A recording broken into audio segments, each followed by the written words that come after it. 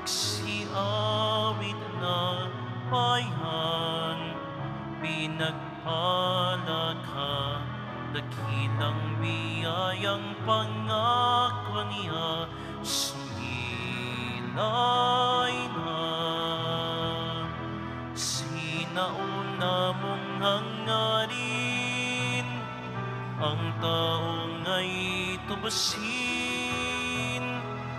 upang siya ay makapiling, mapag-irog na Diyos natin. Bayan, magsiawit na bayan, pinagpala ka, dakilang biyayang pangako niya, sumilay na. Dakilang biyayang pangako niya, sumilay na.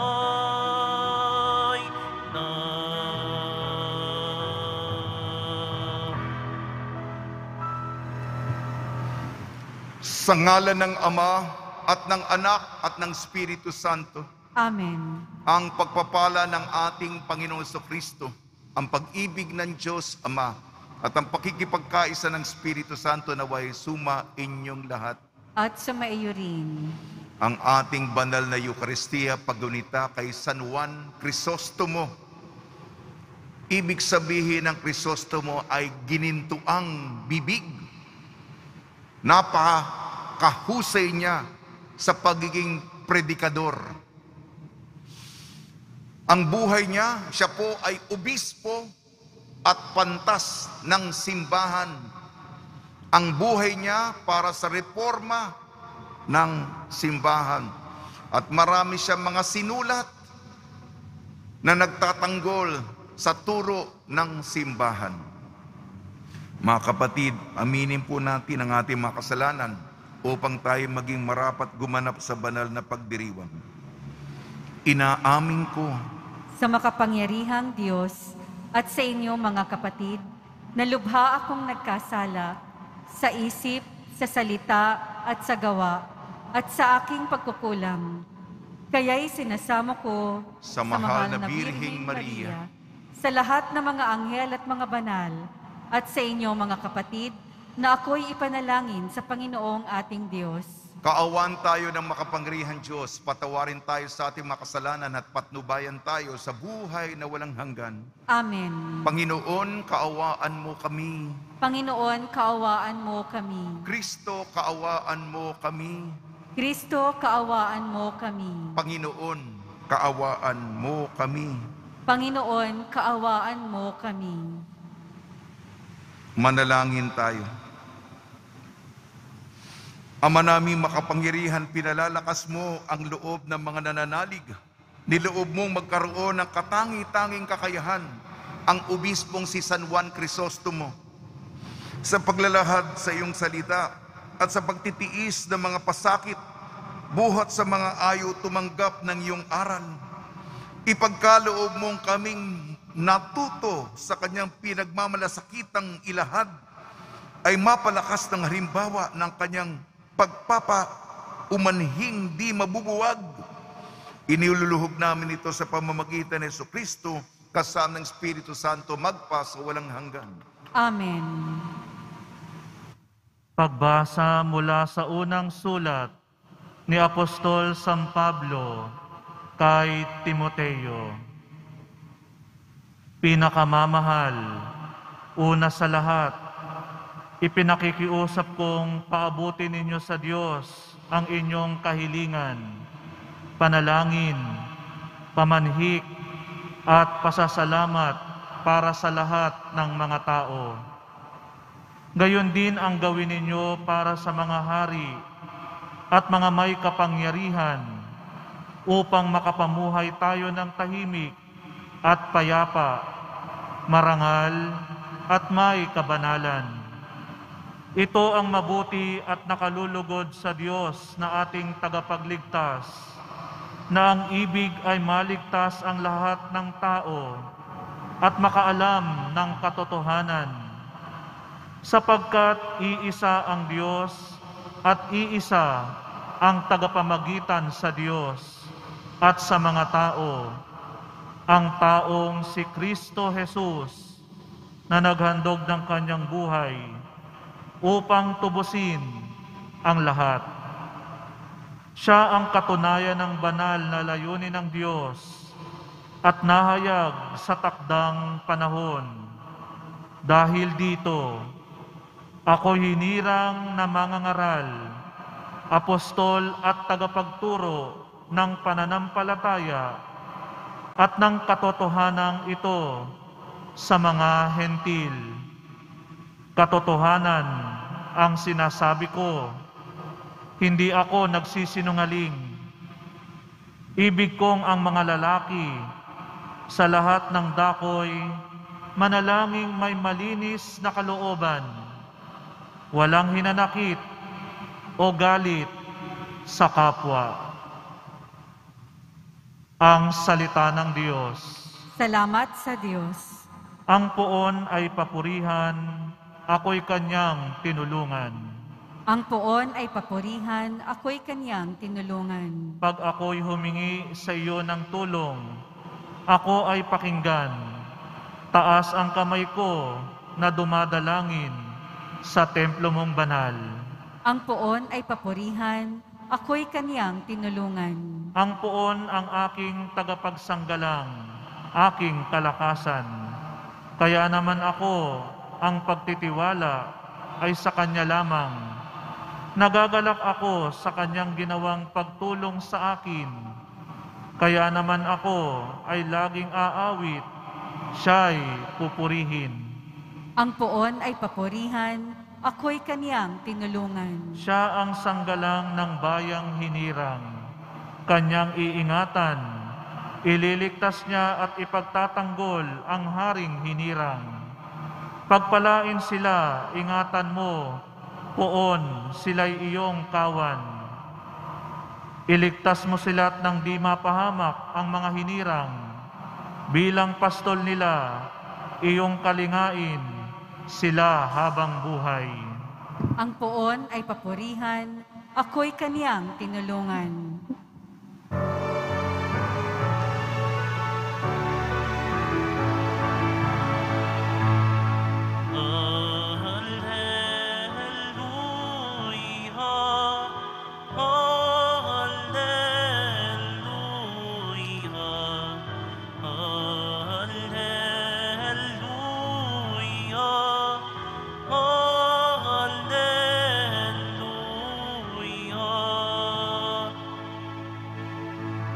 Kay laki ng pagmamahal ng Diyos sa sanlibutan, kaya't anak niya'y binigay.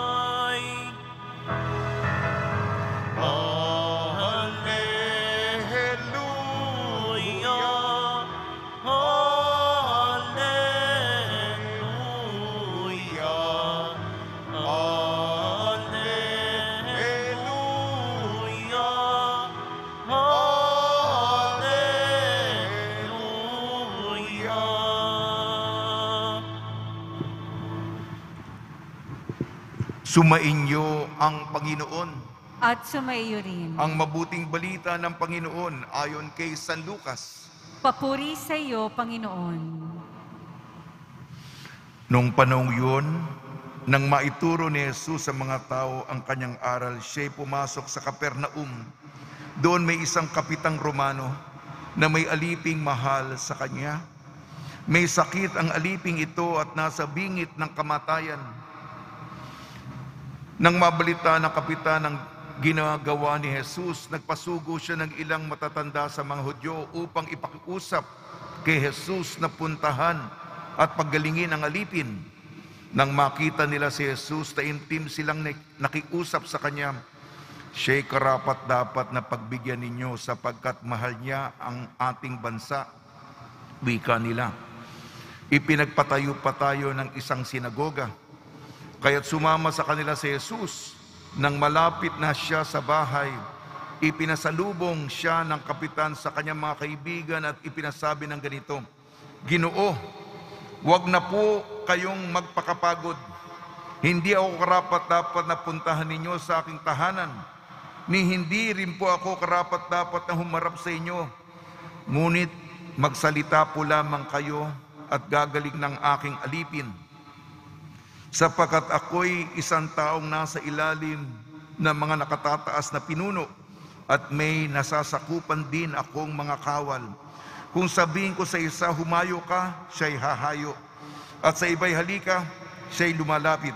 At sa aking alipin, gawin mo ito at ito'y gagawin niya.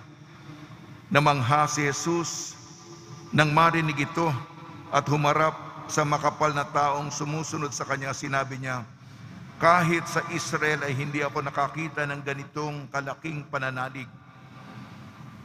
Pagbabalik sa bahay, naratna ng mga sinugo na magaling na ang alipin.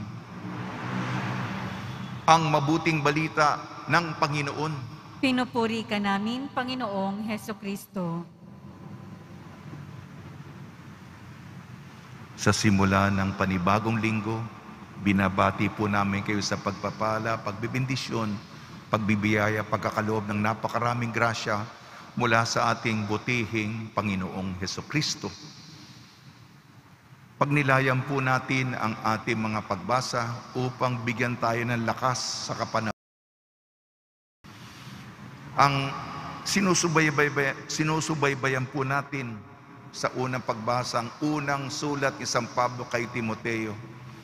Si San Pablo, hinihikayat niya tayo na magdasal palagi. At ang dasal natin, tinataas natin, kinakausap natin ang Diyos, tinataasan natin ang mga nilalaman ng ating puso. Ang dasal para din sa pangangailangan ng iba. Ang kapangyarihan ng panalangin. Sa ating ebanghelyo ayon kay San Lucas, bigyan po natin ang panahong ito. Di ba sa misa, sinasabi natin, Panginoon, hindi ako karapat-dapat na tumanggap sa inyo. Ngunit sa isang salita niyo lamang, gagaling na ako. Itong kataga nito bago mangumunyon, na hindi ako karapat-dapat, ay galing sa mga kataga ng Romanong kapitan na bida.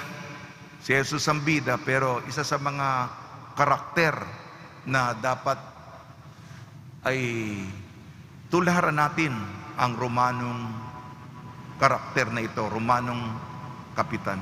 Tatlong bagay. Ang pangangalaga niya sa kanyang alipin. Bihira po yung boss na iniintindi ang kanyang mga empleyado. Kadalasan, swelduhan lamang yan. Binabayaran ko naman yan. Yun lang ang pakialam niya. Di ba? Bihira yung taong, kaya nga nagpakapagod siya. Pero mo, sa pagmamahal niya, hindi lamang alipin ang turing niya, kung hindi malapit sa kanya, kaibigan niya.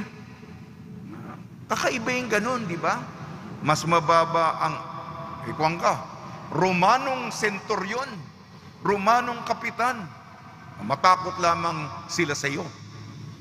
Na may puso sa mga maliliit na tao. Bihira yung ganun, Kaya malaking kanyang pagpupunyagi upang hanapin si Jesus. Kasi siya, nagmamasid siya, nagpapagaling ito. Narinig niya. Yung mga mirakulo, mga kababalagang, napatigil siya. Kung makalapit lamang ako kay Jesus na nagpapagaling, iniisip niya, tsak ng aking alipin na may sakit, paggagalingin ni Jesus. Una, pangangalaga at pagmamalasakit sa mga taong mas mababa sa kanya, sa mga alipin. Pangalawa, siya'y ginagalang ng mga tao. Kadalasan po, Romano, kalaban yan. Mga taga-okupa ng kanilang lupain. Mga Romano, mga mananakop yan. Mga kalaban yan. Pero mismong mga Hudyo, mahal niya ang ating bayan. Nagpagawa pa nga ng sinagoga natin. Sila mismo, yung mga malalapit kay Jesus, noong may namamagitan, kasi nagsugo yung kapitan, may mga namamagitan, sige na po. Sinabi, karapat dapat siya. Una, may pagmamalasakit sa alipin. Pangalawa, may respeto ang mga taong hindi katulad niya para sa isang banyaga na Romano. Kakaiba yan. Yung pagrespeto, yung paggalang, maganda ang turing sa iyo. Pangatlo, higit sa lahat, tao siya ng pananampalataya. Huwag na nating pagurin ang Panginoon. Mahalaga ang oras niya. Hindi yun, punta ka dito, halika. Dapat punta ka sa bahay ko. Yung ibang tao ganun, di ba? Hahatakin. Hindi natin masisi. Tama na lamang yung salita niya. Ibigay mo lang yung salita. Panginoon, hindi ako karapat dapat na magpatuloy sa iyo. Ngunit sa isang salita mo lamang, sabihin mo lamang, ako'y taong, may mga taong mas mataas sa akin, sinusunod ko sila. May mga taong nasa ilalim ko, sinusundan nila ako. Sabihin mo lang yung salita. Ano sabi ni Jesus? Sa buong karanasan ko sa Israel, wala akong nakitang ganitong kalaking pananampalataya. Kadalasan po, medyo maanghangang salita ni Jesus. Kahit sa mga alagad niya, kay liit ng inyong pananampalataya.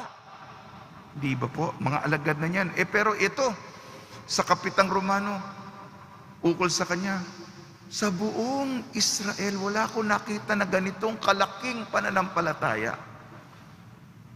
Una, pagmamalasakit. Pangalawa, pangalan na ginagalang. At pangatlo, pananampalataya. Mga kapatid, maging matatag tayo sa pandemya. Itong pananampalataya ang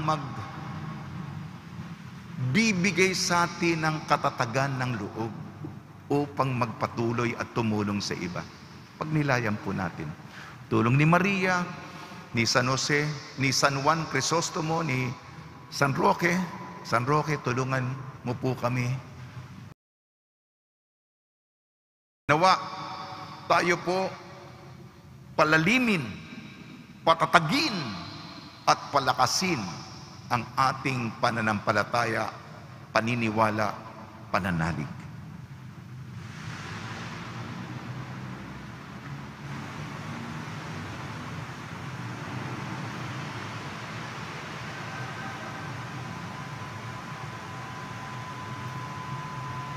Minamahal ko mga kapatid, may pananampalatayang kasintatag na ng senturyon, lumapit tayo sa Panginoon at manalangin para sa pangangailangan ng simbahan at ng sandaigdigan. Tugon po natin, Panginoon, basbasan mo kaming mga hindi karapat-dapat. Panginoon, basbasan mo kaming mga hindi karapat-dapat. Ang simbahan naway hindi ituring ang sinuman saan man bilang banyaga o waring hindi kasapi. Manalangin tayo. Panginoon, basbasan mo kaming mga hindi karapat-dapat. Yaong mga namumuno sa ating buhay, sibil, naway ituring ang bawat tao ng may katarungan at pagkakapantay-pantay. Manalangin tayo. Panginoon, basbasan mo kaming mga hindi karapat-dapat. Ang mga taong kakaiba sa atin sa paniniwala, lahi o pinaglakhan, naway matutuhan nating unawain at tanggapin. Manalangin tayo. Panginoon, basbasan mo kaming mga hindi karapat-dapat. Ang mga matatanda, mga nalulumbay at mga may sakit, naway tumanggap ng kasiyahan ng pag-ibig ng Diyos sa kanilang paghihirap. Manalangin tayo. Panginoon, basbasan mo kaming mga hindi karapat-dapat. Ang ating mga yumaong kapatid, naway tanggapin sa kaharian ng buhay na walang hanggan. Manalangin tayo. Panginoon, basbasan mo kaming mga hindi karapat-dapat. Ama ng lahat ng tao, tinanggap ng iyong anak ang pananampalataya ng senturyon na lumapit sa kanya ng may pagtitiwala at pagpapakumbaba. Ipakita mo sa amin ang iyong kagandang loob ngayon. Nananalangin kami sa iyo sa pamamagitan ni Kristong aming Panginoon. Amen.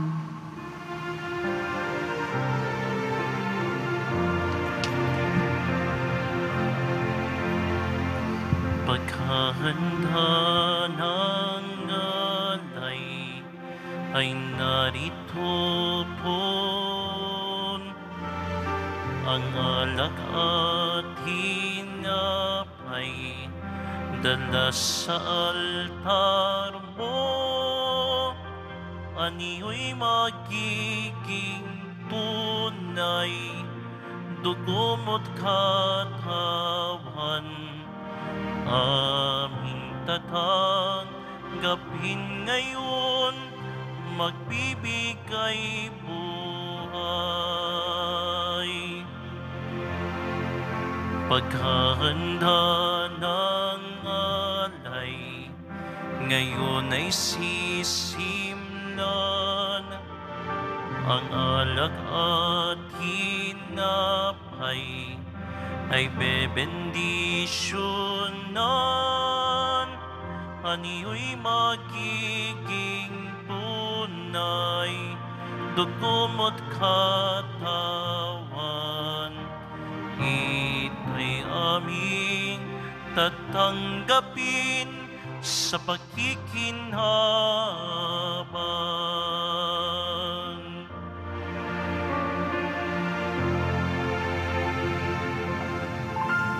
Manalangin kayo mga kapatid upang ang ating paghahain ay kalugdan ng Diyos amang makapangyarihan.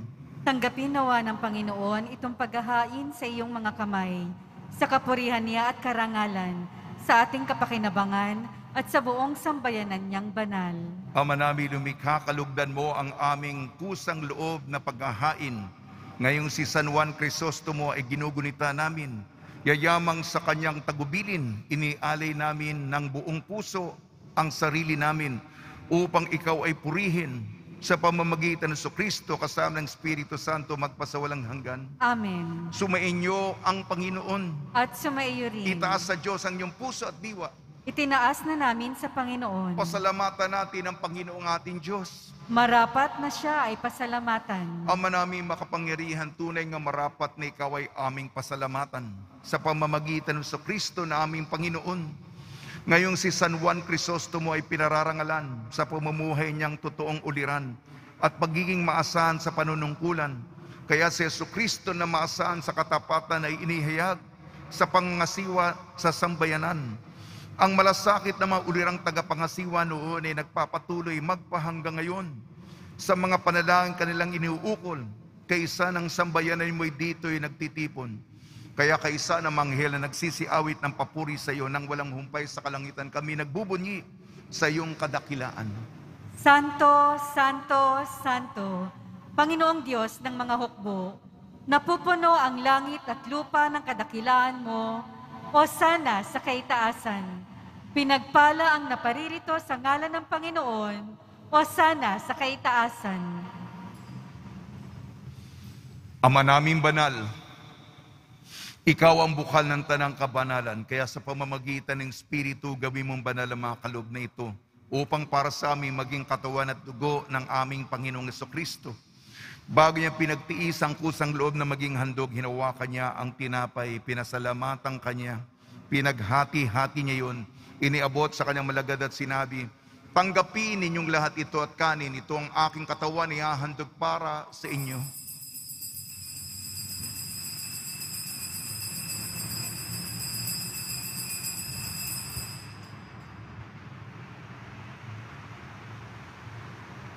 Gayon din naman matapos ang hapunan, hinawakan niya ang kalis, muli kanyang pinasalamatan. Inibot niya ang kalis sa kanyang malagad at sinabi, tanggapin ninyong lahat ito at inumin itong kalis ng aking dugo, ng bago at walang hanggang tipan. Aking dugo na ibubuhos para sa inyo at para sa lahat sa ikapagpapatawad ng mga kasalanan. Gawin ninyo ito sa pag-alala sa akin.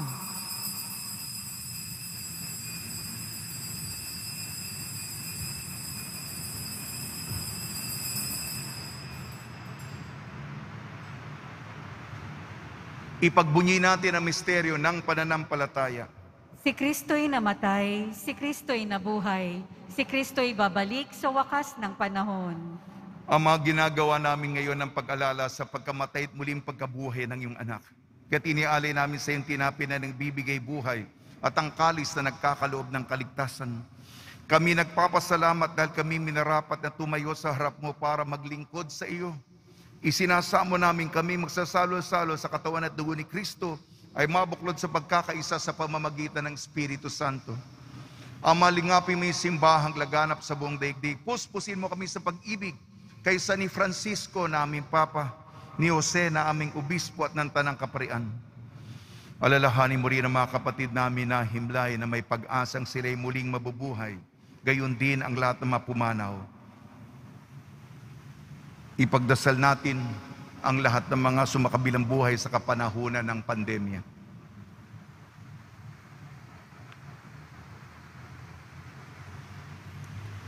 Kaawan mo sila at patuloyin sa iyong kaliwanagan. Kaawan mo at pagdapating kaming lahat na makasalo sa iyong buhay na walang wakas, kaysa ng mahal na Birhing Maria na Ina ng Diyos, Nuestra Señora de la Buena Hora, ng kabiyak na puso niyang si San Jose, kaysa ng apostol, San Juan Crisostomo, San Aloysius Gonzaga, San Sebastian, San Lazaro, San Roque, San Juan Bautista at ng lahat ng mabanal na namuhay dito sa daigdig ng kalugod-lugod sa iyo. May pagdiwang nawa namin ng pagpupuri sa ikararangal mo sa pamamagitan ng anak na aming Panginoong Hesukristo.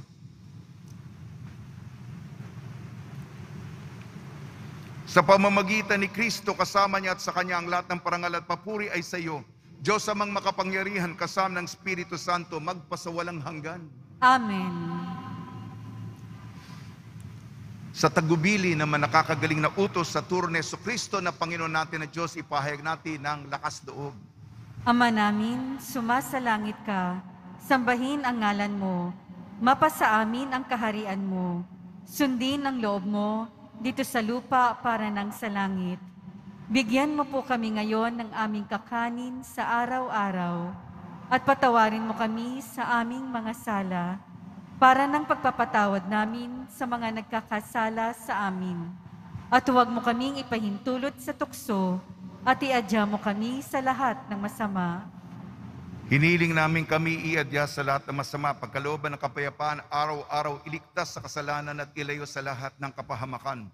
Samantalang aming pinananabikan ang dakilang araw ng pagpapahayag ng tagapagligtas naming si Jesucristo. Sapagkat iyo ang kaharian at ang kapangyarihan at ang kapurihan magpakailanman. Amen. Panginoon Jesucristo, sinabi mo sa iyong apostol, kapayapaan ang iniiwang sa inyong aking kapayapaan ang ibinibigay ko sa inyo. Tungyan mo ng aming pananampalataya at huwag ang aming mapagkakasala. At pagkalooban mo kami na kapayapaan at pagkakaisayin sa iyong kalooban, kasama ng Espiritu Santo magpasawalang hanggan. Amen. Mga kapatid, mga kaibigan, sumainyo po ang kapayapaan ng ating Panginoon. At sumaiyo rin. Magbigayan po tayo ng kapayapaan sa isa't isa. Kordero ng Diyos na nag-aalis ng mga kasalanan ng sanlibutan, maawa ka sa amin. Kordero ng Diyos na nag-aalis ng mga kasalanan ng sanlibutan, maawa ka sa amin. Kordero ng Diyos na nag-aalis ng mga kasalanan ng sanlibutan, ipagkaloob mo sa amin ang kapayapaan.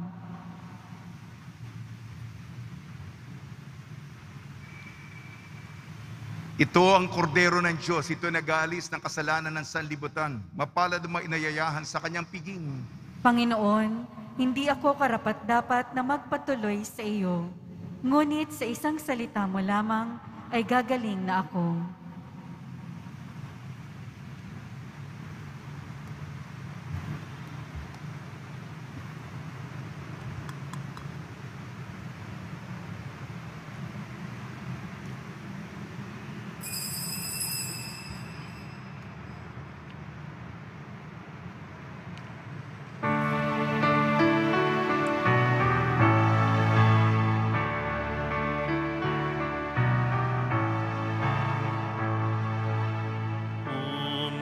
David ang sanlilikha, san tinakpan ay namangha.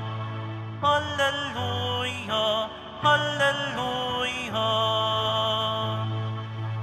Daigdig ay pumupuri, pag-ibig siyang maghahari. Purihin si Kristo. Hallelujah, hallelujah, hallelujah.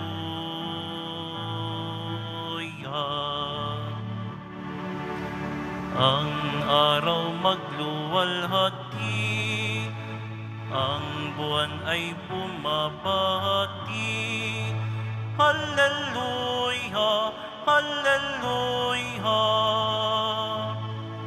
Mga anghel sumasamba, mga tao nagsisimba. Purihin si Kristo. Hallelujah, hallelujah, hallelujah.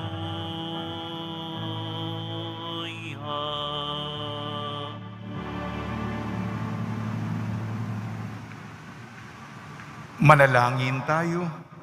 Ama namin mapagmahal, ang pagsasalo namin sa banal na pakikinabay nagpapatibay nawa sa amin sa iyong pagmamahal ay magdulot ng ibayong katapatan at paglalahad namin sa iyong katotohanan sa pamamagitan sa Kristo kasama ng Espiritu Santo magpasawalang hanggan. Amen. Panalangin kay San Roque.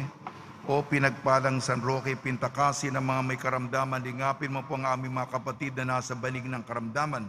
Ang iyong pamamagitan ay sadyang makapangyarihan na ikay narito pa sa daigdig, maraming gumaling dahil sa pagkantanda mo sa kanila ng kamahal-mahalang krus.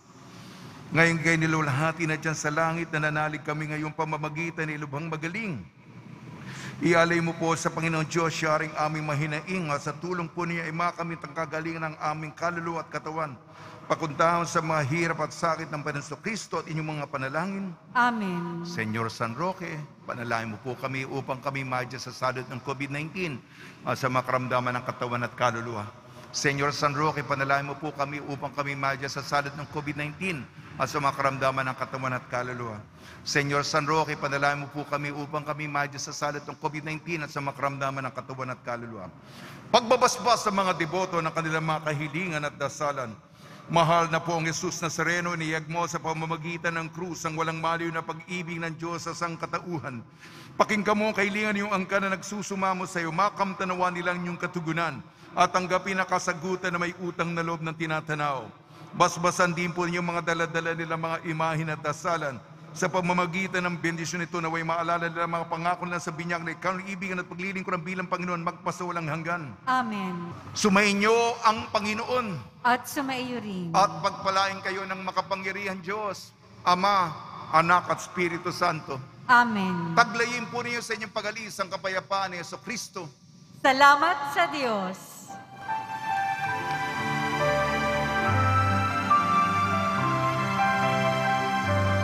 Nuestro Padre Jesus Nazareno, sinasamba ka namin, pinipinto ka namin, aral mo ang aming buhay at kaligtasan. Nuestro Padre Jesus Nazareno, iligtas mo kami sa kasalanan. Ang krus mong kinamatayan ay sagisag ng aming kaligtasan. Nuestro Padre Jesus Nazareno, dinarangal ka namin. Nuestro Padre Jesus Nazareno, nilulwalhati ka namin. nuestro Padre Jesús Nazareno, dinarangal ka namin. Nuestro Padre Jesús Nazareno, nilulwalhati ka namin.